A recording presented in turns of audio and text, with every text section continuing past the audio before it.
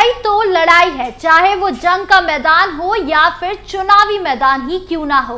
हार जीत का फैसला दोनों मैदान में ही होता है, लेकिन चुनावी मैदान का खेल कुछ अलग भी होता है। बदलते परिवेश में जंग ए मैदान की दुश्मनी को कालांतर में सपाट भी हो जाती है, लेकिन राजनीतिक हार जीत का खेल दुश्मनी का वो जहर पैदा करता है जो लंबे समय तक लोगों को सालता है, हुक पैदा करता है और कभी कभी खून बहाने का भी विवश कर देता है। मौजूदा राजनीति लपटई से भी शुरू होती है और उसी पर उसका अंत भी होता है। क्योंकि राजनीति अब जनता की सेवा नहीं, ये एक बड़ा कारोबार है और कारोबारियों के बीच की लड़ाई तो खतरनाक होती ही है, चाहे इसमें जान ही क्यों ना चली जाए। मिल्कीपुर की कहानी भी अब कुछ ऐसी ही हो गई है। जब से लोकसभा चुनाव में अयोध्या सीट सपा के हाथ चली गई, तभी से बीजेपी की मुश्किलें बढ़ी हुई हैं और बाबा योगी नाथ की भवें तनी गई है। तो क्या है मिल्कीपुर सीट खास, बताएंगे आपको विस्तार से। नमस्कार, कैपिटल टीवी उत्तर प्रदेश देख रहे हैं आप, मैं हूं आपके साथ राधिका राज।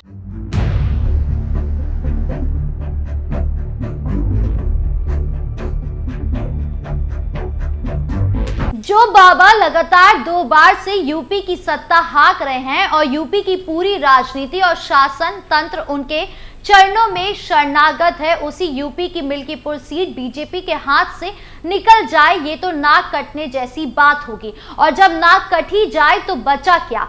बीजेपी को हर साल में मिल्कीपुर उपचुनाव में जीत चाहिए और योगी आदित्यनाथ को हर हाल में उनकी प्रतिष्ठा पर चोट नहीं चाहिए। प्रतिष्ठा चली गई तो बाबा पर बीजेपी हाई कमान बहुत बड़ा एक्शन ले सकता है और एक्शन हो गया तो खेल खराब होगा। अयोध्या की एक सीट है मिल्कीपुर। लोकसभा चुनाव से पहले यहां से विधायक वही थे जिन्होंने लोकसभा में सपा के टिकट पर चुनाव लड़ा और जीत भी गए। नाम है अवधेश प्रसाद। सरल व्यक्ति हैं और जमीनी पहुंच रखते हैं। इलाके के लोगों में उनकी खास पहचान है। सभी जातियों में एक समान पहुंच है। जो उन्हें वोट नहीं देते वो भी चुनाव के बाद उनके साथ बैठने में गौरव महसूस करते हैं। मिल्कीपुर विधानसभा में वैसे तो सपा की पहुंच लंबे समय से रही है, सपा की वहां मजबूत पकड़ रही है और आज भी सपा वहां काफी मजबूत भी है, लेकिन पहली बार अब बीजेपी की नजर में मिल्कीपुर चढ़ गया है। पिछली बार यूपी की 9 सीटों पर उपचुनाव हुए थे, जिसमें से 6 सीटों पर बीजेपी की जीत हुई थी। योगी बाबा का डंका बज गया था। लोकसभा चुनाव में बीजेपी की भारी हार के बाद बीजेपी की आडंबरी राजनीति को बड़ा झटका लगा था। राज्य से लेकर दिल्ली तक में बीजेपी के बीच रुंदाली देखी गई। पीएम मोदी का मुंह लटक गया था। यूपी लोकसभा का झटका पीएम मोदी और बाबा योगी के कमजोर इकबाल के प्रतीक के रूप में देखा गया था। एक समय तो ऐसा भी आया जब लगा कि योगी बाबा की अब विदाई हो जाएगी, लेकिन उपचुनाव में इस कांड पर मलहम लग गया और बहुत कुछ शांत होगा। लेकिन मिल्कीपुर में जो भी जीतना है, बीजेपी को हर हाल में मिल्कीपुर चाहिए। बीजेपी के लोग भी कह रहे हैं कि लोकसभा चुनाव में बीजेपी को बड़ी हार मिली थी और वही हार मोदी को परेशान किए हुए है। अगर यूपी की अधिकतर सीटें बीजेपी के पास होती जैसे कि पहले थी, तब आज बहुत कुछ बदल गया होता और देश के कई नेता जेल में होते। लेकिन सच तो यही है कि आज बीजेपी के कई नेता के सामने शरणागत है ताकि केंद्र की सरकार बची रहे। सरकार गई तो बहुत कुछ चला जाएगा। बड़ी संख्या में वो लोग भी जेल जाएंगे जो कल तक सबको जेल भेजते रहे। मौजूदा राजनीति का सच तो यही है और इस राजनीति को बीजेपी ने शुरू किया है, इसीलिए मिल्कीपुर की जीत जरूरी है। दिल्ली विधानसभा का चुनाव 5 फरवरी को होना है और इसी के साथ मिल्कीपुर में भी उपचुनाव होने हैं। तैयारी खूब की गई है। एक तरफ बीजेपी की सेना तैयार है तो वहीं दूसरी तरफ सपा की सेना भी डटी हुई है। बीजेपी को सपा से ये सीट छीनने की चुनौती है तो सपा को चुनौती है यहां बने रहने की, ताकि बीजेपी को सच बताया जा सके। इसी बीच समाजवादी पार्टी प्रमुख अखिलेश यादव ने मिल्कीपुर उपचुनाव में जीत का दावा करते हुए कहा कि उनकी पार्टी हर हाल में चुनाव जीतेगी, लेकिन अगर गन पॉइंट पर चुनाव जीतने की कोशिश की गई तो उनके कार्यकर्ता उस समय जो फैसला ले सकते हैं वो ले, इस बात को मन में रखें।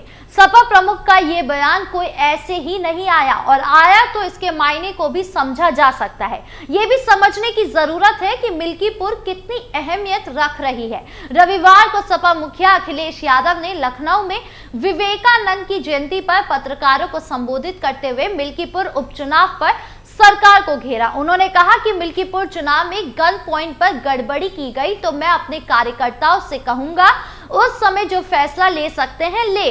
बीजेपी ने अपने विभागों के लूटने वाले मंत्रियों को वहां ड्यूटी पर लगाया, वहीं दूसरी तरफ योगी सरकार ने मिल्कीपुर को जीतने के लिए खूब घेराबंदी की है। बीजेपी ने इस सीट को जीतने के लिए 6 मंत्रियों को जिम्मेदारी सौंपी। सीएम ने बीते दिनों बैठक में मंडल, शक्ति केंद्रों और बूथ इकाइयों में ज्यादा से ज्यादा मत प्राप्त करने की प्रतिस्पर्धा का मंत्र भी दिया। इन मंत्रियों में प्रभारी मंत्री सूर्य प्रताप शाही, जल शक्ति मंत्री स्वतंत्र देव सिंह, स्वास्थ्य राज्य मंत्री मयकेश्वर शरण सिंह, आयुष मंत्री दयाशंकर दयालु, खेल मंत्री गिरीश चंद्र यादव, खाद्य एवं रसद राज्य मंत्री सतीश चंद्र शर्मा, सहकारिता मंत्री जेपीएस राठौर का नाम शामिल है। ये मंत्री मिल्कीपुर में अलग अलग वर्गों के लोगों के साथ बैठक कर मतदान अपने पक्ष में कराना सुनिश्चित करेंगे। अयोध्या की मिल्कीपुर विधानसभा सीट के आंकड़े की बात करें तो यहां कुल मतदाताओं की संख्या 3,58,000 है।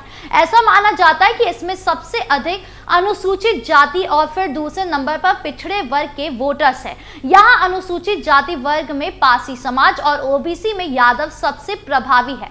ओबीसी और दलित वोट बैंक के साथ ही मुस्लिम भी प्रभावी भूमिका में है। समाजवादी पार्टी को फौरी तौर पर इससे पीडीए समीकरण का लाभ मिलता है और इस बार के चुनाव में भी मेन फोकस इन्हीं समुदाय पर रहेगा।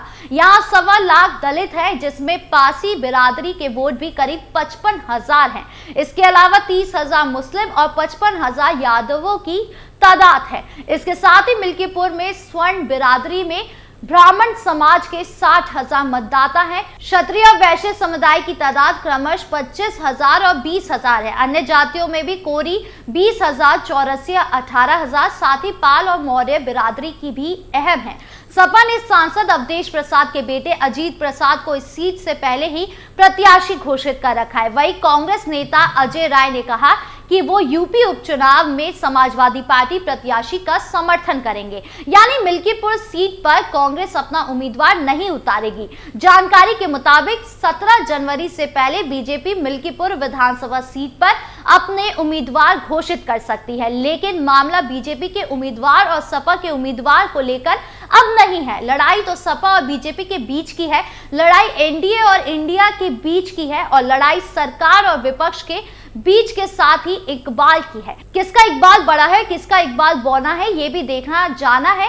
सामने कुंभ मेले का जयघोष चल रहा है। ये सनातनी लोगों का सबसे बड़ा धार्मिक आयोजन है। इसी धर्म के नाम पर हिंदुत्व और राष्ट्रवाद का खेल आगे बढ़ता है, और कह सकते कि बीजेपी के हिंदुत्व और राष्ट्रवाद की धारा यहीं से निकलती है या फिर निकलेगी भी। उधर संभल का संग्राम चल रहा है। मस्जिद के भीतर मंदिर खोदे जा रहे हैं, खोए भगवान को खोद कर निकाला जा रहा है। ये सब इसलिए कि मिल्कीपुर जीवित रहे। यहाँ की लड़ाई का असर मिल्कीपुर पर पड़े। महाकुंभ और संभल की लड़ाई मिल्कीपुर के मैदान में कितनी सफल होगी ये देखना अभी बाकी है। बीजेपी भी देखेगी, देश भी देखेगा और सपा भी देखेगी। इसी के साथ जो नेता पानी पी पी कर सीएम योगी को कोस रहे थे कि महाकुंभ की व्यवस्था ये कमी है, वो कमी है, आज वही नेता खुद बोल रहे हैं कि महाकुंभ जाएंगे। जी हां, मैं बात कर रही हूं सपा प्रमुख अखिलेश यादव की। दरअसल लखनऊ के सपा कार्यालय में प्रेस कॉन्फ्रेंस के दौरान सपा प्रमुख अखिलेश यादव ने कहा कि कुंभ में 3 तरह के लोग जाते हैं, पुण्य कमाने के लिए, दान करने के लिए और अपने पाप धोने के लिए। हम कुंभ में पुण्य और दान के लिए जाएंगे, सरकार वहां अपने पाप धोने जाएगी। उन्होंने बीते कुछ दिनों में चल रही तमाम अटकलों पर विराम लगा दिया है। महाकुंभ का आयोजन क्या बीजेपी के लिए मिल्कीपुर की सीट जीतने में मदद करेगा या नहीं, ये देखने वाली बात होगी। आपको क्या लगता है कमेंट बॉक्स में जरूर बताएं। वीडियो अच्छी लगी हो तो लाइक शेयर करें और चैनल को सब्सक्राइब करना ना भूलें। नमस्कार।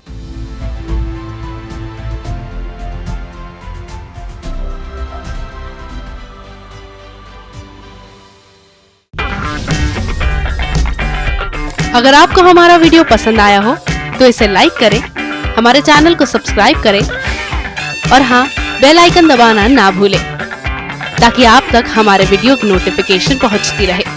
आप अपना सुझाव हमें कमेंट बॉक्स में दे सकते हैं। हमारे साथ जुड़ने के लिए शुक्रिया।